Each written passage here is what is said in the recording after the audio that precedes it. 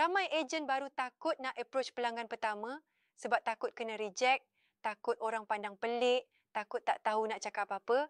Tapi sebenarnya, semua ejen hebat pun pernah rasa benda sama.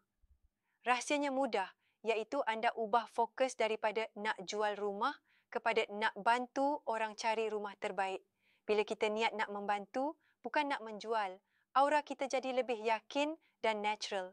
Satu lagi, buat skrip ringkas perkenalan diri seperti siapa kita, dari agensi mana dan apa kelebihan servis kita.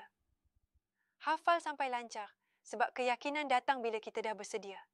Dan paling penting, jangan tunggu berani baru bertindak. Buat dulu, baru berani datang.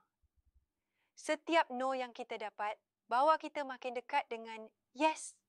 Ingat, pelanggan pertama bukan tentang jualan pertama, tapi langkah pertama jadi ejen profesional. Jadi jangan takut, senyum, salam dan mulakan perbualan hari ini.